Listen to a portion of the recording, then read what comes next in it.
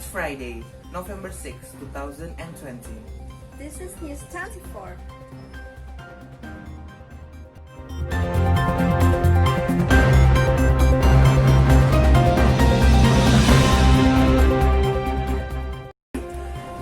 US election 2020. Who is ahead, Trump or Biden? Voters in America will decide on 3 November whether Donald Trump remains in the White House for another 4 years. The Republican president is being challenged by Democratic Party nominee Joe Biden, who is best known as Barack Obama's vice president but has been in US politics since the 1970s. As election days approach, polling companies will be trying to gauge the mood of the nation by asking voters which candidate they prefer. We'll be keeping track of those polls here and trying to work out what they can and can't tell us about who will win the election. Biden leading national president polls. National polls are a good guide as to how popular a candidate is across the country as a whole. But they're not necessarily a good way to predict the result of the election. In 2016, for example, Hillary Clinton led in the polls and won nearly 3 million, still lost that because the US uses an electoral college system. So winning the most votes doesn't always win you the election. With the caveat aside, Joe Biden has been ahead of Donald Trump in almost national polls since the start of the year. He has hovered around 50% in recent months and he has had a 10-point lead on occasion. Which states will decide this election? As Mrs. Clinton discovered in 2016, the number of votes you win is less important than where you win them. Most states nearly always vote the same way, meaning that in reality there are just a handful of states where both candidates stand off chance of winning. These are the places where the election will be won and lost and are known as the battleground states. Okay, Bagas and Dini, so we continue for the next one. Who's leading in the battleground states? At the moment, polls in the battleground states look good for Mr. Biden. Also, the margin has tightened for the recent days.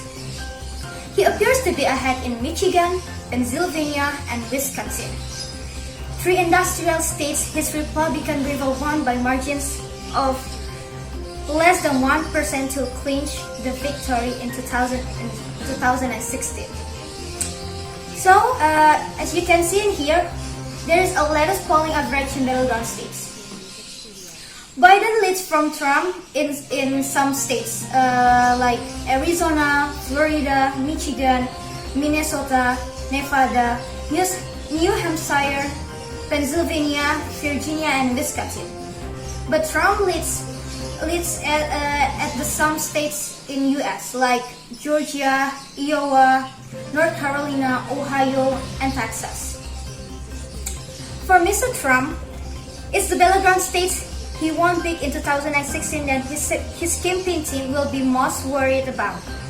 His winning margin in Iowa, Ohio, and Texas was between 8 to 10% back then, but it looks much closer in all 3 this time. That's one of the reasons why some political analysts rate his chance of re-election as low as things stands. The Economist thinks Mr. Biden is very likely to beat Mr. Trump at 538. A political analysis website sees Mr. Biden as favored to win the election but says the president could still come out on top. Who won the presidential debate?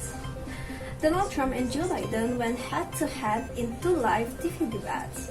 The first, on 29 September, was a chaotic affair with Mr. Trump's combative approach stamping out any chance of a real debate. A CBS News poll taken straight after what suggests is a what's good night for Mr. Biden. Of the Who watch, 48% said Mr. Biden was a winner, while 41% went for Mr. Trump, a similar split to national polling averages. Nearly 70% of people said that the debate made them feel annoyed.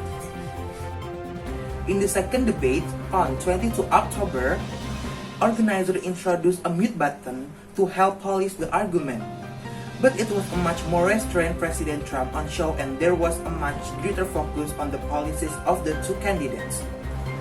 While this seemed to help Mr. Trump somewhat, snap polls still suggest viewers thought Mr. Biden's performance was more impressive. A CNN poll found 53% of viewers thought the Democrat had done a better job in the debate, while 39% went with Mr. Trump. A YouGov Snap poll was similar, with 54% saying Mr. Biden had won compared to 35% for the president. So while Mr. Trump put in a better performance, it's unlikely to have been enough to change the balance of the race on its own. So this is the last from me. Has COVID-19 affected Trump's numbers?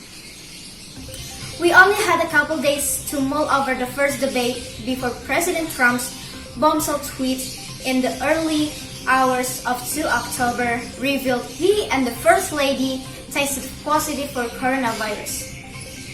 While the pandemic has dominated headlines in the US since the start of the year, the focus has shifted to the Supreme Court after the death of long-serving Justice Ruth Bader Ginsburg in September.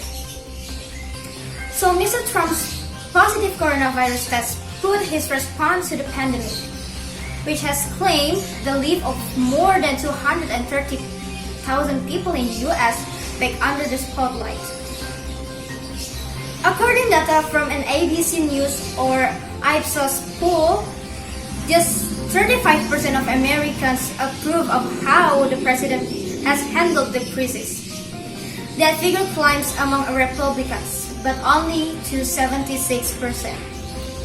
On his own health, 72% of respondents say that Mr. Trump didn't take the risk of contracting the virus seriously enough, while the same number said he failed to take the appropriate precautions when it came to his personal health.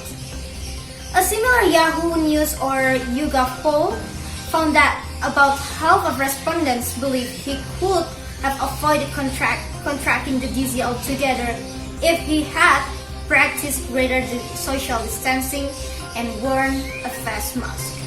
Can we trust the polls? It's easy to dismiss the polls by saying they got it wrong in 2016, and President Trump frequently does exactly that, but it's not entirely true. Most national polls did having Hillary Clinton ahead by a few percentage points, but that doesn't mean they were wrong, since she won 3 million more votes than her rival.